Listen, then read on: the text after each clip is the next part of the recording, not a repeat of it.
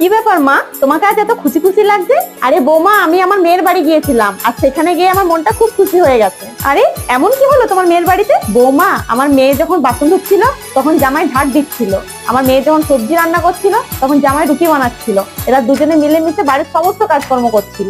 বৌমা, আমি এটা দেখে খুব খুশি হয়েছি যে আমার জামাই আমার মেয়ের খুব খেয়াল রাখে। এটা তো খুব ভালো কথা মা। বৌমা, আমার খুব খিদে পেয়েছে, তুমি একটা কাজ করো, তুমি গিয়ে তাড়াতাড়ি খাবারটা বানাও। ঠিক আছে মা, তুমি আরাম করো, আমি এক্ষুনি তোমার জন্য খাবার বানিয়ে আনছি।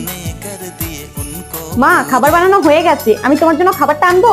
বৌমা, আজ তুমি এত তাড়াতাড়ি খাবার কিভাবে বানালে? মা, আমি তোমার ছেলেকে বলেছিলাম দিদি আর জামাইবু মিলেমিশে কাজ করে নেয়, তাই ও আজ রুটিটা বানিয়ে দিল আর আমি সবজিটা করে নিলাম, এই কারণে তাড়াতাড়ি রান্না হয়ে গেল। এই জন্য আমি তোমার কিছু কথা বলতে চাই না। তুমি কি ভেবেছো আমার ছেলে তোমার গোলাম হয়ে থাকুক আর তোমার কিছু কিছু ঘুরুক? খবরদার বলছি, যদি আজকের পর থেকে আমার ছেলেকে দিয়ে কিছু কাজ করে এসেছো। জামাই যদি মেয়েকে সাহায্য করে সেটা খুব ভালো, আর ছেলে যদি বৌমাকে সাহায্য করে তাহলে সে বইয়ে গোলাম। বাহ, এটা কেমন দুনিয়া।